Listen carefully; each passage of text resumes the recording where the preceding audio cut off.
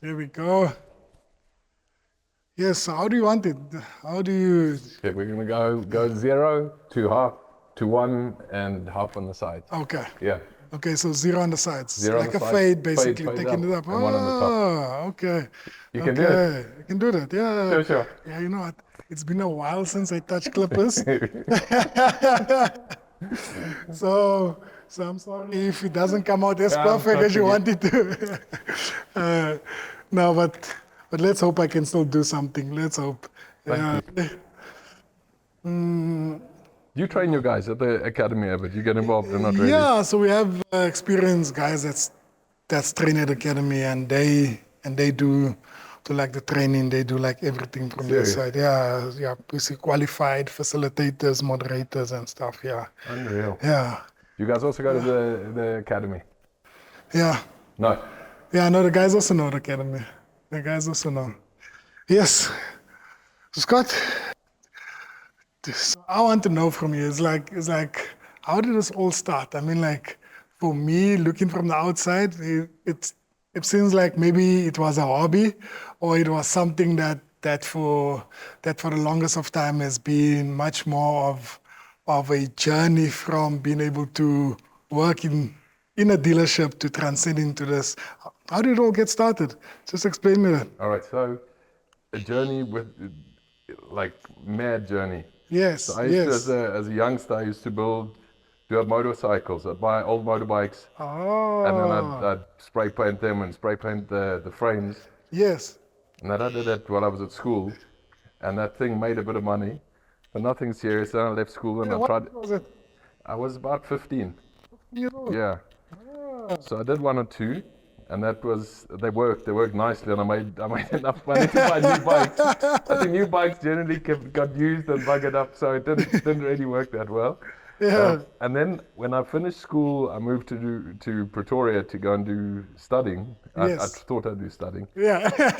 and it turned into more of a social event, and I ended up having to be selling clothes on flea markets, and I So was, it was always like the yeah, entrepreneurship was always there, like always from the there. beginning. Yeah. And And then I got involved. A buddy of mine arranged me a job with a company called Glassfoot, I know Glassfoot, yes. yeah, and Pretoria West, and they gave me the chance to fix windscreens. So I did what these chip repair guys do, and we go and we fix Yes, windscreens and chips and yes, cracks. yes, yes. And the thing just one day I just had enough. I burnt my fingers. It'd been too much fun, and I approached a dealership in Menlyn, a Mercedes Okay. dealership. Yes. And the guy gave me an audience, and he was kind enough to give me an opportunity with HR. And Yeah. I went in and I told him what I was studying part-time through UNISA at that stage. I told him what I was capable of. He said to me, well, give me a chance as a fleet car salesman. And he put me in a back office in a dealership that McCarthy's had just acquired called McCarthy Delta in Yes. Schoeman Yes. Street. Yes. Yes. And so I went there and I started selling, and I had an old guy that worked in the division with me. And he sort of opened doors for me with security companies and so on, but we got stuck in and we really did well. And I started What? selling cars from that. So that's how it began. That's and the thing was entrepreneurship like always part of that journey in between where you're still doing it Listen, on the side. It's I mean, like, definitely that's- being successful and having the spirit. I think Yeah. that's the key. I think that's what all young entrepreneurs must Yes. keep in mind. Yeah. You've got the desire, you've got the dreams that are in your spirit, but how you arrive at the destination is a long, long journey, and there were a lot of ups and downs. Yeah. There are a lot of downs more than the ups, and Yes. people always see the pinnacle of a journey rather than the route to get there. So That's so true. yeah, it was an amazing job. So I went from there, and I got recruited to move from there. They were open. They just acquired a Peugeot license, and I moved from Pretoria to Peugeot in Wynberg. Yeah. I sold there, and from there got a job with Volvo, and from Volvo, I decided to push the limits, and I got involved with an insurance company / property company, Yeah. and by the age of 26, I was sequestrated. So my entrepreneurial dreams were up in flames, and I had to start again, and so I got back involved with cars, but I felt like I could do more in life. So I'd finished my degree at that time, which meant nothing because I didn't have the money to do articles. And I went and I taught English in the Far East. Are you serious? Yeah, so I moved to the Far East and I was an English teacher there. And you moved there permanently? Permanently, Yeah. permanently being 2 years. And in the process, I met a girl, and she and I moved to Canada together. And when we got to Canada, the whole thing What? unraveled. And by chance, I got back. I went to, my brother was living in London, and we got there, and and my other brother, who was working in Joburg, had a dealer principal who knew Yes. me, and he said, Yes. "What is Scott doing?" And he said, "No, well, he's actually just left Canada, and he's jobless." So the guy said, "And is Yes. he's still good at what he does?" He said, "He's brilliant." Anyway, he gave me a job, and I moved back, worked at Volvo for a while, and from there went to BMW on the Yes. East Rand, Yes. and that was my late 20s. And when Yeah. I turned 30, I had a big party, and I looked around me, and I'd invited a lot of very successful guys. Yes. And I thought to myself, there's no way I can stay static. I had to make Yes. a move. Yes. Yes. That's true. And I was about to be rehabilitated. The 5 years had nearly run out, and I had a lawyer getting the rehabilitation through. Yes. Yes. And I'd bought a small piece of ground cash in Heidelberg, and I had a buyer for it. So Is I had it? 150 to my name, Yeah. and I borrowed some money from my mum. She had an extra 50, and I started wholesaling. And the wholesaling turned into retail, and retail And this turned started into at this. home. Yeah, That started at home, and you were just selling. exactly. What? Yeah. Yes. So what was the first thing you were selling back then? Anything and if it had wheels, we'd sell it. I remember there was Gumtree back then. Gumtree, Gumtree and all junk of these, mail. yeah, junk mail and all of these platforms. Yeah. Yeah. So you're selling most of the stuff on there? Listen, I think when I started on my own, I built up such a nice network that I had the privilege of being able to phone dealers and be able to sell them stock. So Yes. the stock actually became more a question of getting into dealer groups Yes. and being able to sell into the groups themselves, which worked brilliantly. Later that changed because they brought in bidding systems and special buying systems. Yes, So it wasn't yes. that simple. But at the time I was doing it, it set the pace, and I was very fortunate to meet a big retailer in Joburg who Yes. gave me a leg up, and he let me wholesale to him. So I Yeah. ended up selling to this guy 100 cars, 150 cars a month, What? and he then distribute these, and that gave me the capital to get The going. capital to get going. Yeah. Just so it seems like sales for you has been like one of the cornerstones of everything that you do. Everything. Everything and anything. Everything and anything. Yes. You know the thing, like if you speak to anyone and you ask them about Scott, he's like one of the most brilliant salespeople. I mean, like, what does that? I What don't does know that if it's a good consist thing of? or a bad thing. But I think selling is more than and just being able to talk fast and be smooth. I think selling is being able to be relatable, be authentic, and I think selling more important is you've got to have a spirit of sincerity behind it. Yeah. And when people understand that you have their interests at heart more than the deal that you're chasing, they Yes. become very comfortable to transact with you. And I think that's been the success behind our business. Is it's never been about making fast money or pushing people into transactions that weren't necessary. Yes. We accommodate somebody's requirement, which ultimately selling is all about. That's amazing. It's amazing. I think most of the time people forget the core about why you're selling. You understand? People will Correct. just do anything. I mean, like I used to work in a call center, and basically we used to call people and do these things. But I think that perseverance to actually make the person on the other line understand exactly. The two jobs I could tough. never do again. tough. I did call center once. I'd never do that again, and I'd done life insurance. Oh my God, the toughest jobs on earth. That's tough. That's tough, especially if you're selling life insurance. I mean, like, I take my hat off for anyone that's doing that because it's tough. Incredibly tough. It's really tough. And I mean, like, you have to, if that person says no, what do? You don't just back down. I think it's the repeated no's. I think it's having the fortitude and tenacity to keep going You keep on going. in the face of the rejection. And I think probably for youngsters, it's a great learning ground in that it's important in selling and any business for that matter Yeah. to be able to have the rejection, be able to deal with the rejection and move on from there. Yeah. Because life throws them at you repeatedly. Repeat It doesn't get easier. It doesn't get easier. And it's always the case. And I think especially with our youth of today, it becomes so difficult for them to get rejection, especially from somebody saying no. You see, I mean, like my daughter the other day was like so, she got despondent because she called one of her friends and the guy didn't answer, like a boy from school. He didn't answer. And I was like, and she got despondent. And I'm saying, like, why you get despondent at this? I mean, like, No, that's you have to another just thing, keep on man. going. Keep You see? going. Keep on going. You see, yeah, but I think that's the toughest thing. How did you overcome that? Because I'm sure like there I has don't been think, I like, think you've got to accept that for every door that closes, there are 10 others that open. And yeah, it sounds so cliched, but the truth is that if you're a faithful person, you understand that the journey for you is significantly pre-planned, and you've got to step up and do your effort yeah, to find what is going to come your way eventually. yeah, And rejection is part of that course. And I think the rejection often makes you far stronger than it would have been had you not had those adverse situations. So as I've got older, I actually celebrate adversity far more than I used to. I yeah, see the positive, and I look for an opportunity from the adversity now. from that, yeah. Whereas before it took you days to recover from the supposed rejection. Yes.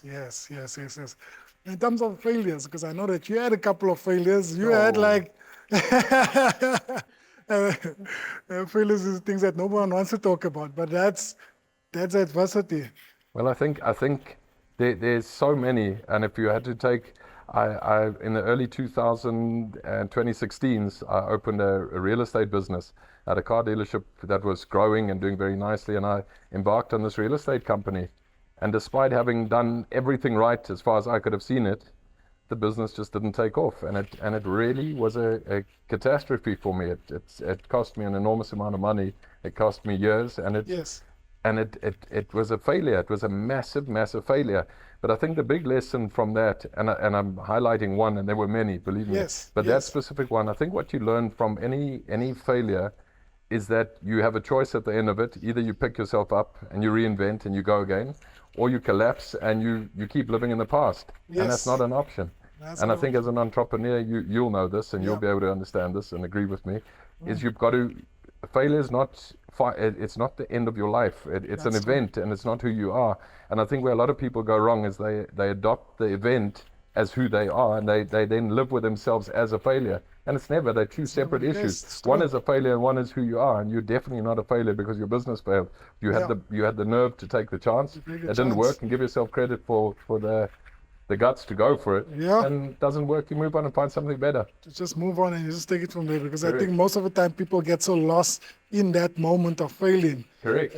and that consumes most of the time. And And I'm sure you speaking to lots of guys will yeah, find that a lot of people hang on to their failures. It almost yes, defines who they are, defines their yes, character, that's true.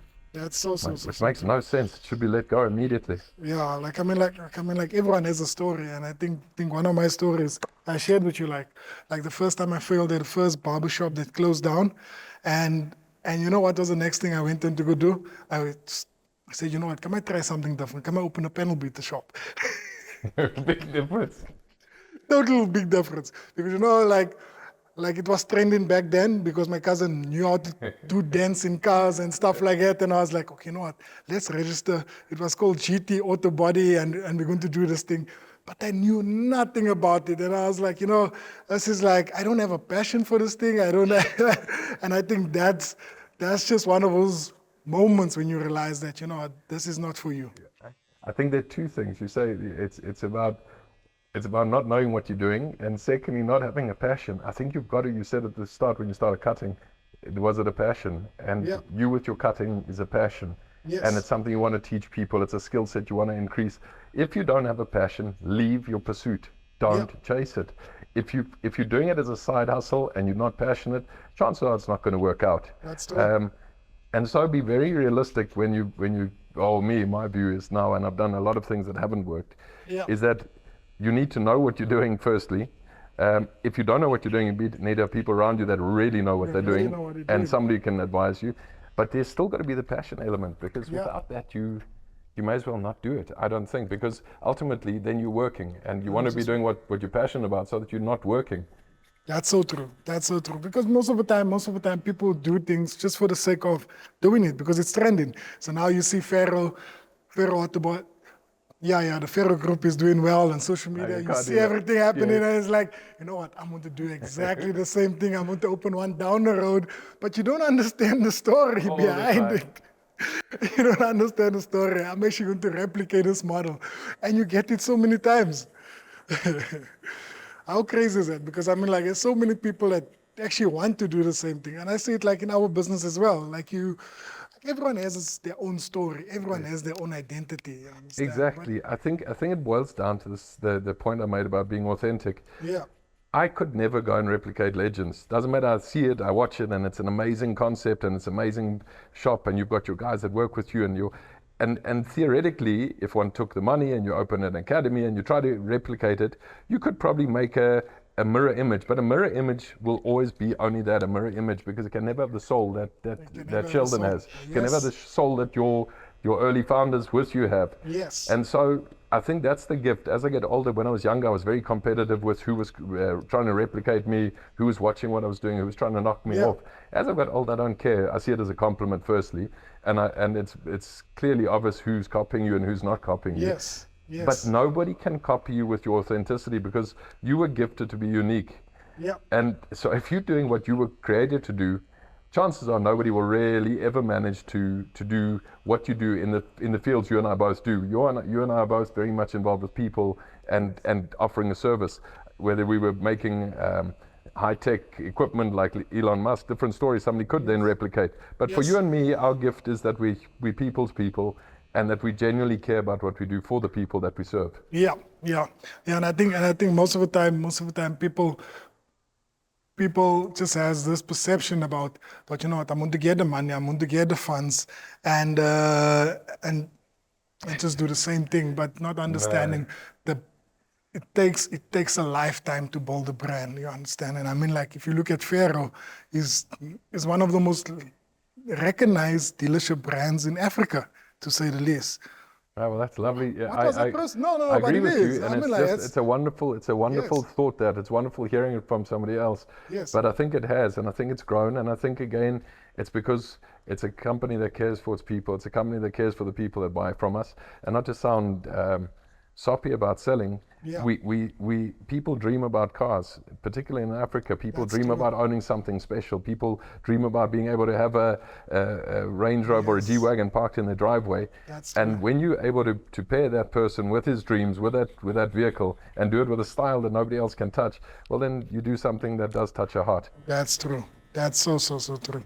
That's so true. And that's how you build sustainable customers. That's how you build a sustainable brand. You understand? Because if you look at the vehicles that stand in your showroom, it goes beyond just the vehicle itself. It comes down to the customer you serve. Correct. And yeah, no, that's proper.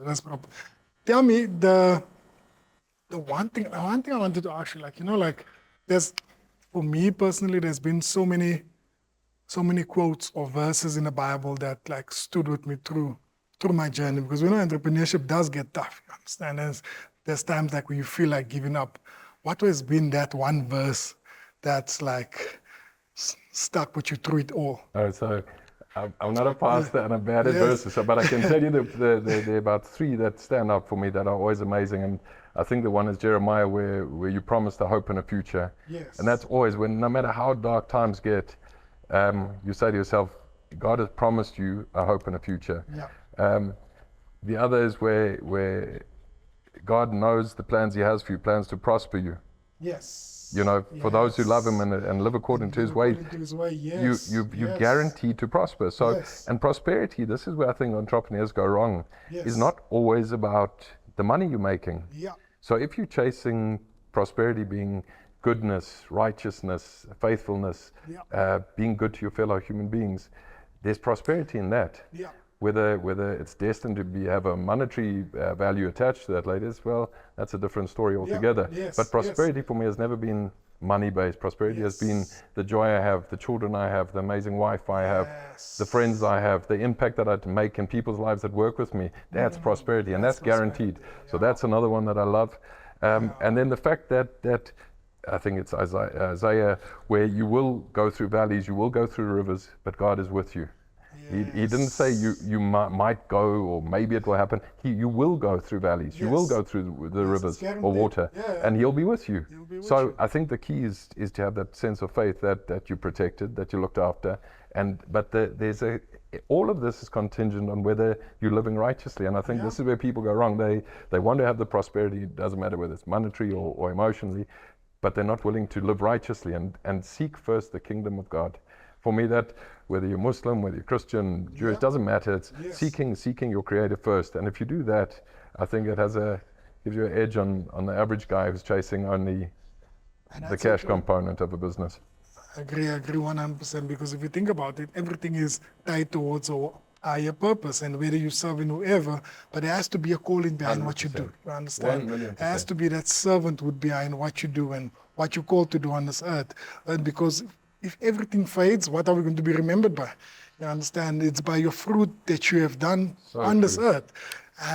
And most of the time, we in this journey chasing the next thing, chasing the next, but not understanding the lives that you're impacting along the way. And that's why we're here. So right. That's why we're here. Yeah, so everything is tied towards a purpose. There was a verse that I was reading in the Bible in Proverbs that says that he walks upright, walks with integrity. You understand that verse? Just for me personally, that verse was like, you know what? If you're walking upright and if you live in a righteous life, you don't have to be afraid of anything. You understand? Exactly. You don't have to be Exactly. worried about what's going to happen. You understand? Because we live in a society where people hide behind high walls and the security and all of these things. And I do understand that it's important to guard yourself, but to live a life that pleases God. And I think that's what we're striving towards, So much true. more than anything else. So true. Yeah, I think what you say is right. You've got to make sure that you recognize the fact that you're living in the world.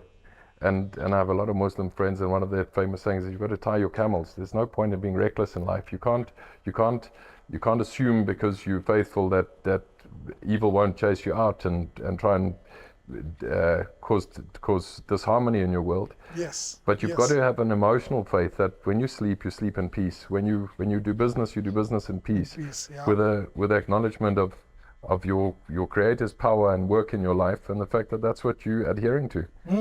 And that's so powerful. And I think most of the people, they get rich schemes by any chance. You're going to go after it in all ways, but not understanding that there's certain ways that seems right to a man, but leads to death. You understand? And I mean, like, the one thing that you want is peace. You understand? And it's peace. Promised. Yes. You follow faithfully. There's a peace that transcends all understanding. Yeah. And it's amazing how, as an entrepreneur, you face those seasons where things are incredibly tough, Yes. things are tight, and business isn't happening, and yet you can, if you're faithful and you're applying your you and I both grew up from a young age as Christians, but you apply your faith, you somehow manage to get through what an average guy wouldn't be able to get through as an entrepreneur, because you're holding on to the fact that there is more, and that it isn't just about the business in front of you, and the plans God has for you are better. So if this isn't the plan, I always take peace in that. If it's not for this business, well, there'll be something better, and I have faith in that. So Yes. that gives me enormous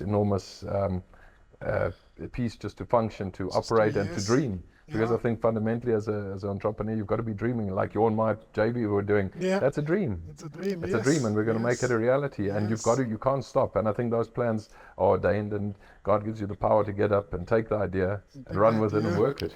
And that's so true. That's so true. Because every day when you wake up and you ask yourself, you know what, it's He that gives us the ability to create wealth. You understand? Because the reason we're breathing today is not ourselves. and I think most of the time we take it so for granted, and we don't realize the power that it can just be taken away from you immediately, that your health can be taken away from immediately. You know, you're a youngster, right? I'm a little bit older than you. Yes. So at 51, I've listened to a lady called Joyce Meyer. Yes. And she speaks beautifully, and she's got a lot of profound quotes and sayings. Yes. But one of the things a few years ago that I started adhering to, she said, before your feet touch the ground in the morning, Yes. thank God for the life in your lungs, your breath, Wow. your ability to get up and have another day, to dream another day. Wow. And I promise you I did that. And through really, really tough times, Yes. the thought before your feet touch the ground that you've got a Creator who's allowed you to open your eyes and breathe that first breath, it's very powerful. And it just instills that peace again, which we were discussing, that takes you through the day, takes you through the next stress, and you Yes. know that you're not facing this on your own. Yeah, that's so powerful. That's so powerful, because now you understand that he has to give you the power, being able to carry you through the day, because it is going to be tough. You understand, the day is going to come with these challenges, the day is going to come with all these obstacles, and you never know what you might face, whether it's this or that. You understand, but you have to just stay the course. So true. Tell me the beard. Are we going to Half. take it? Half. Okay. Half. So short. Yes. Just a struggle. Yes. Here under. We're going to line it up Line here. it up, yeah. Okay. Right. Okay. That's good. You're doing a good job for a guy's lost his touch a bit. I'm telling you. I don't know if I'm surprised it didn't stick in one of your appies. Hey, don't tell me about it. I think for me, this has actually been one of the things that I enjoy most. You understand? Because you're so. How did you start this? What made you come up with this? What, the founder share? Yes. I started out last year, so we had a couple of episodes, and for me it was all about. But I listen to all these good podcasts, and I mean, like there's quite good podcasts out here.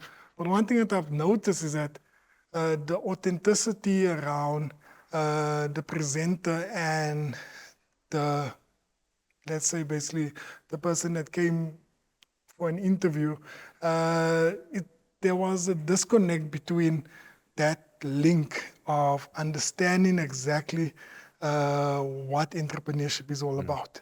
And most of the time people are good at talking, people are good at saying it, but to actually do it and to have it firsthand.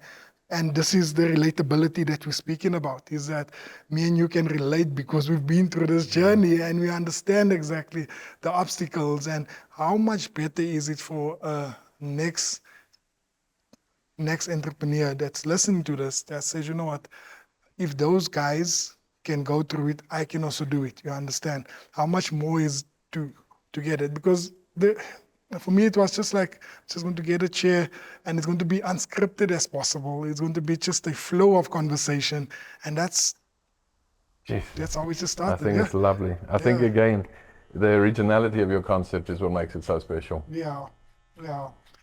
And I think if the more lives we can touch through this, I mean, and it comes down to that. It definitely comes down to that, because I've been off it for the longest time now. I mean, like I've been so busy during this couple of months that I haven't shot any episodes. But the guys were saying, you know what, it gained so much traction that people feel it, and it's like, it's real. You understand? It's not fake. I mean, the guys that's sitting on the chair is definitely a person that has built something from scratch and has been involved in scaling the business from scratch. And I think that is important. That's really important.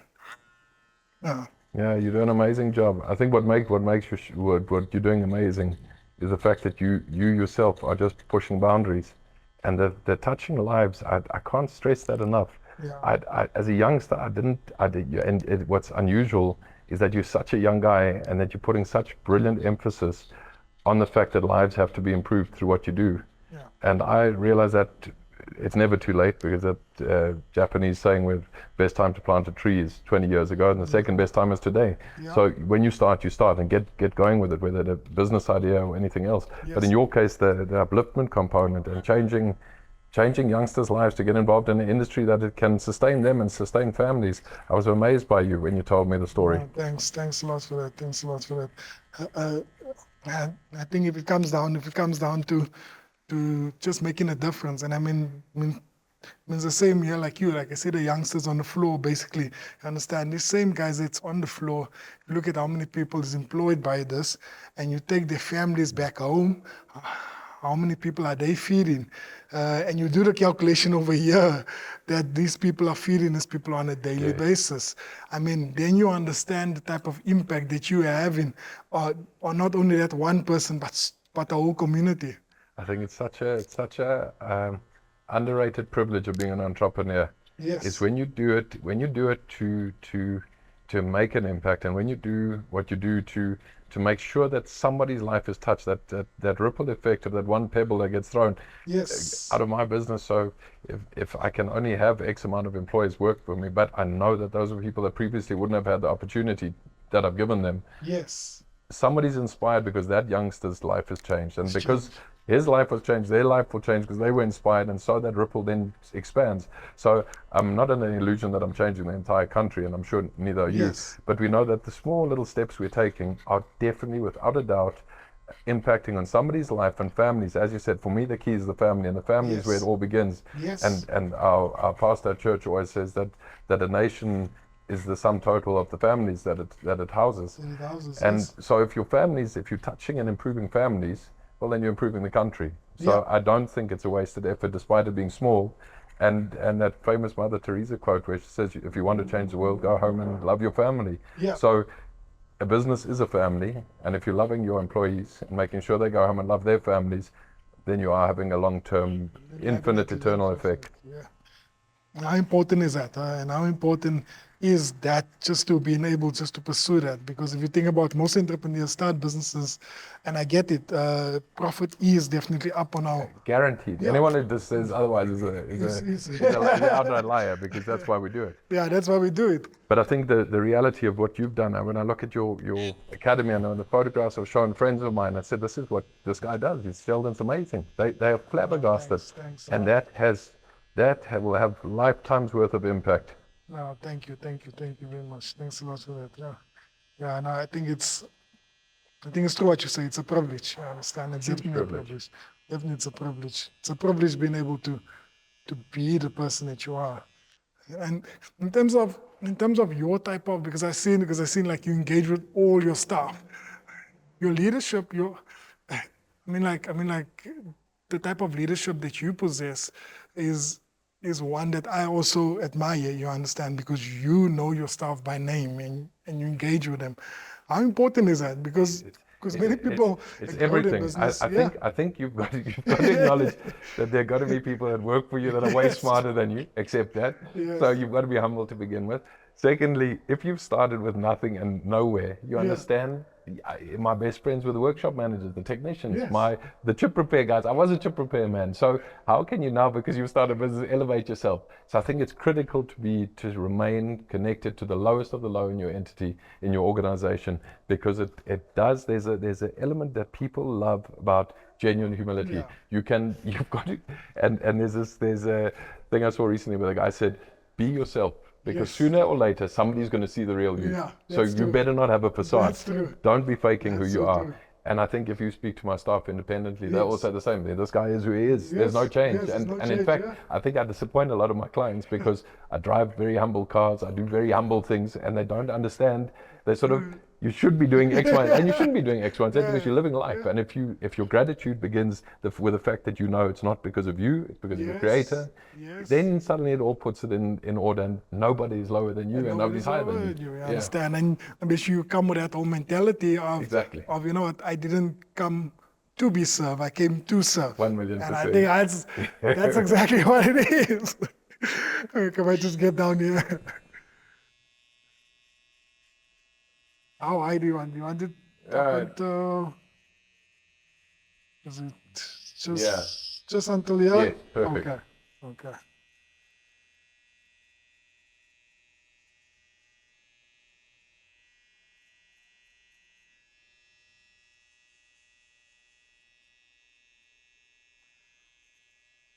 I hope your wife is impressed today. Yeah, me too. As long as you're not doing what those Instagram is like, where the barbers pull the guy's lips forward and sit on their lap.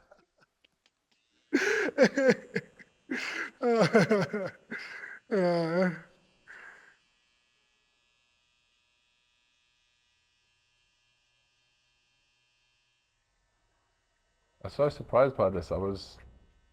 I thought you were doing a show here. I'm very happy I wasn't at the hospital.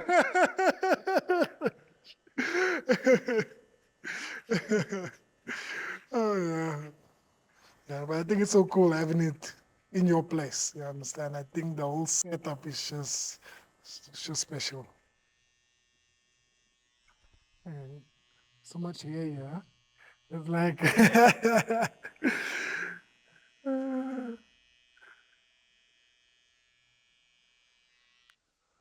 think it's good. Do you want the lineup, or we're just going to leave it so, no? Perfect. Yeah, I think it looks good so. Looking fresh. I think it looks nice so. Like 36 again. Yeah. Do you want me to line up here, maybe? Yeah, it's fine. Just make it It's natural. fine. Okay. Perfect. Yeah. So I think like any last pieces of advice for any entrepreneur, what was the best advice that you ever got during your journey, or what would you tell your younger self, sitting here Gee.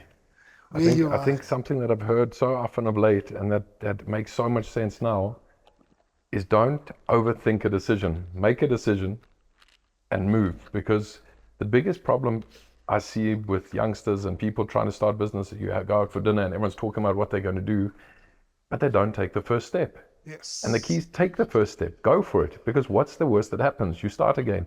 What's the worst that happens if you don't take the step is that nothing happens. It's the old story with you miss 100% of the shots you don't take. That's true. So take a shot and go for it, and don't let society hold you back, and we live in an age of AI and apps and products that can teach you and educate you and expand your business so much faster than when we started and when you started. So I think the key for me is to answer that question. I think that the largest mistake people make is not taking that first step. Get out and do it. Come up with your plan, feel it in your spirit, and go for it. And if you made the wrong choice, you'll fix it along the way. But there's nothing to fix until you make that first step. Take the first step.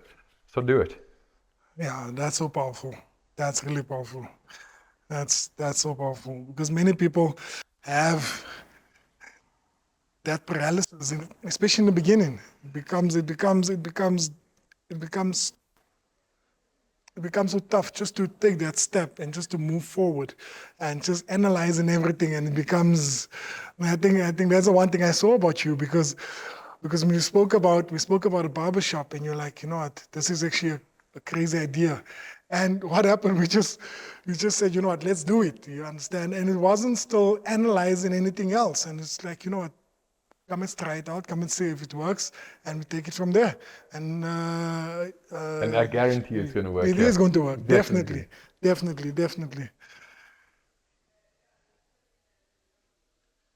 There we go. I hope. Thank you so much, man. This is amazing. What an experience. And thank you what an honor being invited onto this. No, thank you. I really appreciate it. I really hope that you enjoy this, and I think the show is actually going to do really well. And it's actually going to be so nice once a barbershop is set up. Then we can do more of these shows. Well, I think what's important is show where it's coming, because when it comes, it's going to be a serious operation. Yeah, no, exciting. Really, really exciting.